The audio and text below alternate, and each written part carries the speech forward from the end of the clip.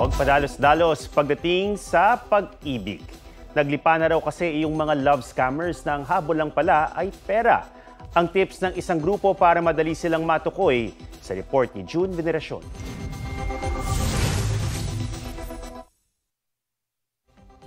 May ka-date ka na ba sa Valentine's? O nagbabalak maghanap ng ka-match online? May babala riyan ang mga otoridad.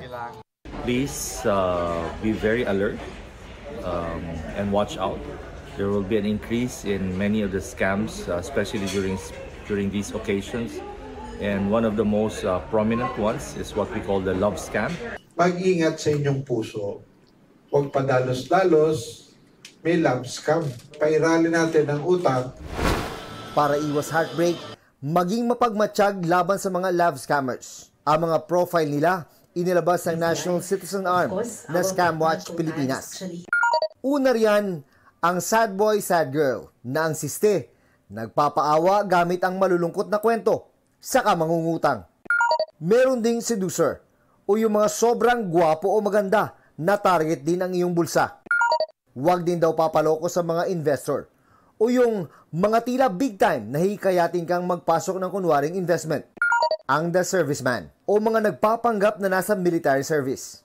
May mga gumagamit pa raw ng mapang-akit na profile picture. Sila naman yung tinatawag na the escort.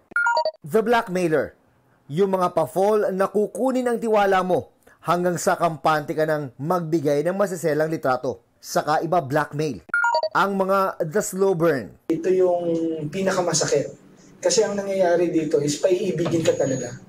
At panghuli, ang mga the predator o yung may mga edad na nang bibiktima ng mga mas bata. Aminado ang PNP Anti-Cybercrime Group na hamon para sa kanila ang habulin ng mga sangkot sa love scam. Kaya dapat daw maging maingat, hindi lang tuwing papalapit ang araw ng mga puso. June Veneracion nagbabalita para sa GMA Integrated News. Mga kapuso, alamin ang State of the Nation. Mag-subscribe sa GMA Integrated News sa YouTube. Sa ating mga kapuso abroad, samahan nyo kami sa GMA Pinoy TV at sa www.gmanews.tv.